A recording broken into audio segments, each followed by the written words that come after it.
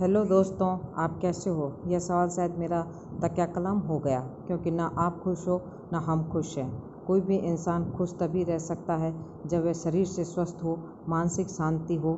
इंसान एक बार तो बिना पैसे रह सकता है, परंतु मन की शांति के बिना ऐसे रहना है जैसे बिन पानी मछली।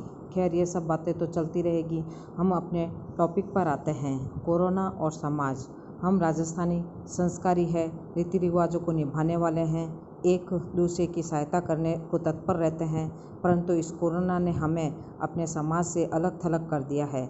इस बीमारी में हम अपने रिश्तेदारों से मिलने नहीं जा सकते, और जावें तो अपनी मौत को बुलावा देवें जैसा होगा। ऐसे में हमारे सारे रिश्ते नाते खराब हो रहे हैं, जबकि सरकार ने सारी व्यवस्था कर रखी है मरीज़ को खाने पीने की। परंतु जो हॉस्पिटल में कोरोना से पहले जो जमावड़ा दिखता था, बीमार एक व्यक्ति होता और मानो सारा शहर उनको पूछने जाता।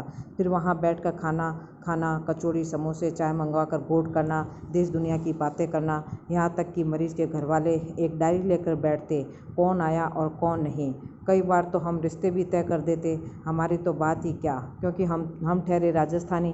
इनमें कई लोग तो ऐसे होते हैं कि केवल जो हाज़िरी लगाने जाते हैं, ऑफिस से घर जाते वक्त हॉस्पिटल में भी घुस जाते हैं, एक के साथ और कई रिश्तेदारों और समाज के सदस्यों की पूछ आते हैं। वास्तविकता में तो मरीज़ से उनका कोई लेना देना नहीं होता, पर दिखावा करना ज़रूरी था। परंतु इस कोरोना ने तो ये सब बंद करवा दिया।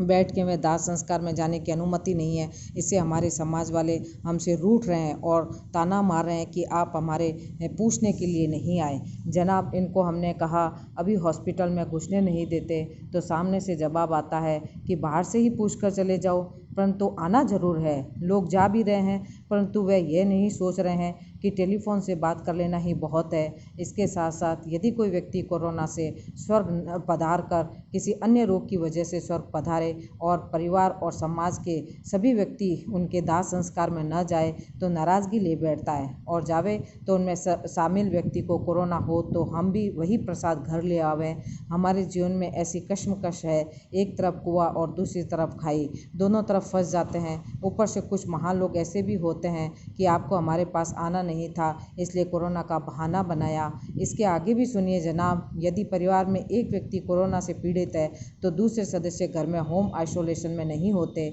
और मेरे जैसा कोई कह भी दे तो वो कहते हैं कि तुम तो डरपोक है। पर मेरे दोस्तों, अभी डर कर ही रहना है। घर के सदस्य ये भी कहते हैं कि हमें तो घर में कैदी की तरह बंद कर दिया, परंतु वे समझते नहीं है कि यह आपके व पूरे परिवार के भले के लिए है, परंतु इसका विपरीत अर्थ निकाल रहे हैं, जिससे रिश्तेदारी में दरार पड़ रही है। इसे मेरा सुझाव है कि इस विपदा की घड़ी में परिवार और समाज को दूसरे का साथ देना चाहिए। अगर कोई कोरोना की वजह से आपके पास नहीं आ रहा है या एक कमरे में बंद कर दिया है, तो यह आपके व परिवार दोनों के लिए अच्छा है। इस बीमारी के पश्चात हम सब एक हो जाएंगे। मन में किसी प्रकार का गिला शिकवा न रखें। यह बीमारी तो चली जाएगी, परंतु यदि रिश्तों में दरार पड़ गई तो कभी ख़त्म नहीं होगी। इसलिए आप सबसे निवेदन है कि इस विपदा में एक दूसरे की मजबूरियों को समझें और अपने रिश्तों को संभाल कर रखें। इस परीक्षा में हम सब पास हो जाएंगे तो वापस सभी के सुख दुख में शामिल होंगे। उसी प्रकार हॉस्पिटल पूछने जाएंगे।